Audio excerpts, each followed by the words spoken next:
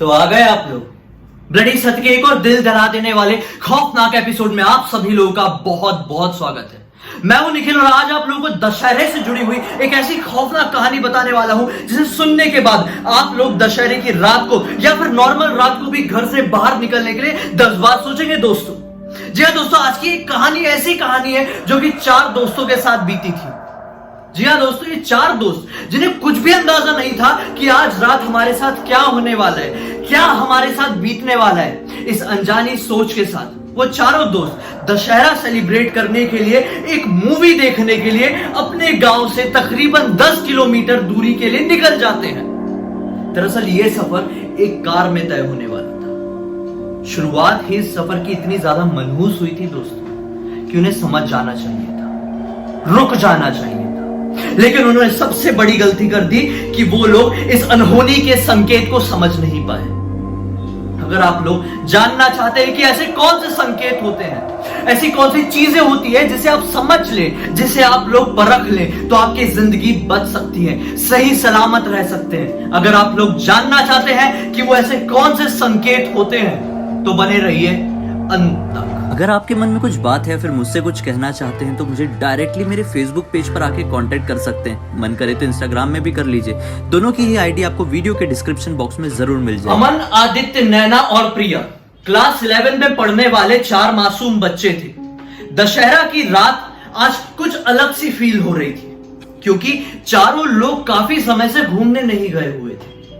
अमन ये डिसाइड करता है कि क्यों ना हम लोग अपने पास वाले ही एक टाउन के एक सिनेमा हॉल में एक अच्छी सी फिल्म देखने चले। दरअसल एक फिल्म रिलीज हुई थी, आप सभी लोगों को बहुत अच्छे से पता होगा उस फिल्म के बारे में। उस फिल्म का नाम था बजरंगी भाईजान। जी हाँ दोस्तों, बजरंगी भाईजान तो कुछ समय पहले ही रिलीज हो चुकी थी, लेकिन दरअसल क्या होता है, जो छोटे छोटे गांव, छोटे छोटे कस्बे होते हैं, यहां पे जो फिल्म रिलीज होती है वो रियल रिलीजिंग के काफी समय बाद रिलीज होती है।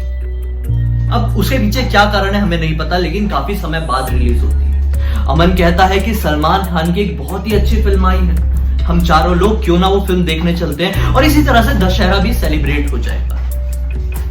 4 बच्चे जो कि अभी नाबालिग थे इस बात का ध्यान नहीं देते हैं कि हमें कार नहीं चलाना चाहिए। क्लास 11 में पढ़ने वाले अमन को कार चलाने तो बहुत अच्छे से आती थी, लेकिन उसे दुनिया की इतनी ज्यादा समझ और परख नहीं थी।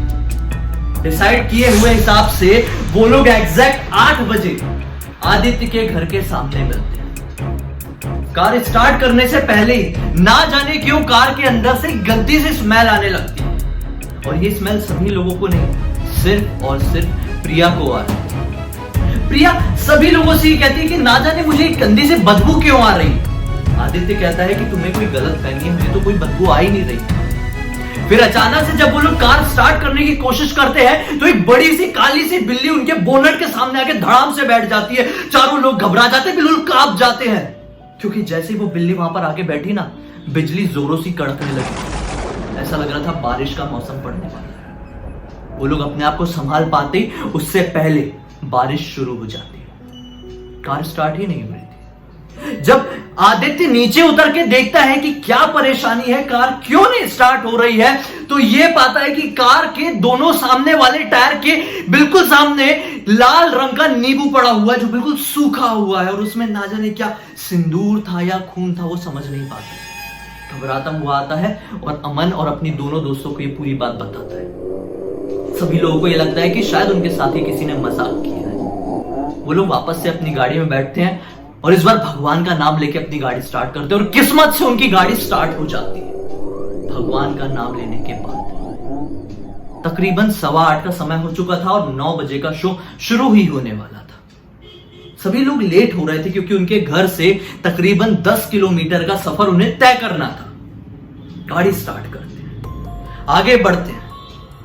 एग्जैक्ट जब 5 किलोमीटर बीतते हैं तो एक बरगद का पेड़ जो बहुत पुराना था, 100 साल से भी ज्यादा पुराना बरगद का पेड़, उस पेड़ की एक टहनी के ऊपर एक काली सी बिल्ली दिखाई देती है। हैरान कर देने वाली बात यह थी कि अमन तुरंत नोटिस करता है कि ये काली बिल्ली वही काली बिल्ली है जो हमारी कार की बोनट के सामने आके धड़ाम से बैठ गई थी। हैरान होने वाली बात यह थी कि कार की स्पीड से कैसे वो तेज भागकर बिल्ली उस बरगद के पेड़ के ऊपर आकर बैठ गई है। चारों समझ नहीं पाते हैं, सोचते हैं कि जानवर है यार, एक जैसे दिख सकते हैं।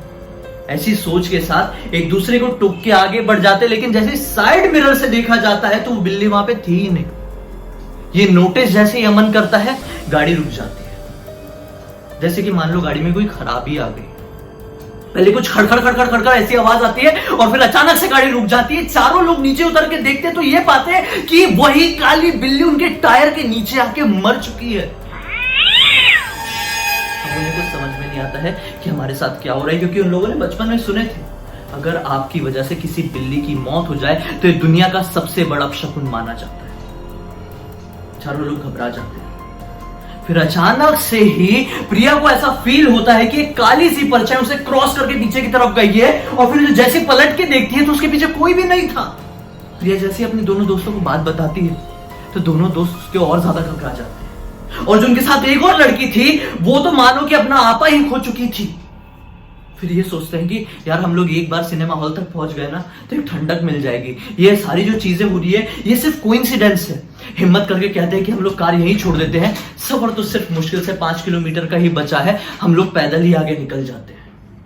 जब वो लोग पैदल आगे निकल रहे होते हैं तो पूरे टाइम उन्हें ये महसूस होता है कि एक परछाई उनका पीछा कर रही है, पीछा करती चली जा रही है। कभी पायल की आवाज आ रही, कभी फूकने की आवाज आ रही, कभी हंसने की, कभी रोने की, तो कभी चिल्लाने की। एक लड़की ये सब के कारण बेहोश होकर गिर जाती है। किस्मत से उनके पास एक पानी की बोतल थी, उसके चेहरे पे पानी डाला जाता है। घबराहट के कारण जैसे उसकी नींद खुलती है और उसे हाथ देके उठा ही रहे होते हैं कि अचानक से एक और काली बिल्ली उसके सर के पास आके बैठ जाती है। प्रिया बहुत ज्यादा घबरा जाती है, बोलती है कि हमें घर के लिए निकल जाना चाहिए, अगर कोई भी गाड़ी आए तो लिफ्ट मांगते और यहां से निकलते, जितनी जल्दी हो सके हम लोग यहां से निकल जाते। लेकिन ये जो अमन था ना, ये थोड़ा हिम्मत वाला था, सबको दिलासा दे रहा था कि सब ठीक हो जाएगा।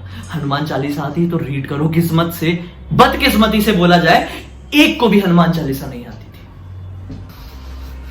यही डिसाइड करते हैं, थिएटर पहुंचते हैं, मूवी देखते हैं, माइंड रिफ्रेश होगा, घर चले जाएंगे, सो जाएंगे, सब कुछ भूल जाएंगे, आज की रात के बारे में कभी भी किसी से डिस्कस नहीं करेंगे। यही किए, मूवी थिएटर गए, मूवी देखे, घर पहुंच गए। प्रिया को लगभग 94 डिग्री का बुखार आया। वो बुखार आम बुखार नहीं। उस रात के बाद से प्रिया की आधा शरीर पैरालाइज्ड हो गया। एक लगभग 16-17 साल की लड़की जिसका अभी जिंदगी देखना लगभग पूरा बाकी था, उसे इस उम्र में पैरालिसिस का अटैक हो गया। ये किस्सा बहुत ही ज्यादा खौफनाक किस्सा है दोस्तों। ये किस्सा अगर आप लोगों के साथ बीते तो भगवान ना करे कि किसी के भी साथ बीते, लेकिन जिसके साथ भी बीता होगा उसको क्या महसूस हो रहा होगा, क्या फील कर रहा होगा, कि उसे घर वालों को कैसा लग रहा होगा कि हमने अपनी 16-17 साल की बच्ची का आधे शरीर को पूरा खो दिया, लेकिन वो सही से ना चल पाती है, ना सही से बात कर पाती है, और अब उसकी जिंदगी हम लोगों जैसी आम नहीं है। गलती सिर्फ एक कि वो लोगों ने ये चीजों को इग्नोर किए थे। और हमारे लिए जरूरी है इन सारी चीजों को समझना, क्योंकि इन सब चीजों की हमें समझ हो गई ना तो मानो कि ये सब चीज हमसे बहुत दूर रह सकती है। जितना हो सके पॉजिटिव एनर्जी के इर्द गिर्द रखें, अपने आप को अपने पॉजिटिव एनर्जी के इर्द गिर्द रखें, और चीजों को समझने की कोशिश करें कि अगर कुछ गंदा दिख रहा है, कुछ वाहियात दिख रहा है, कुछ मनूस दिख रहा है, तो सच में वो मनूस हो सकता है। अगर मन में कोई चीज करने की इच्छा नहीं हो रही है तो मत करो, रुक जाओ, टाल दो। जरूरी नहीं है कल करे सो आज कर, आज करे सो अब। कभी कभी तो ऐसा होता है कि आज करने का मन नहीं है तो कल कर लो, क्योंकि जब मन होना तभी चीज करना चाहिए, तभी ऊपर वाला और सारी चीजें हमारे साथ देती है। उम्मीद है आपको आज की मेरी कहानी कुछ समझ में आई होगी।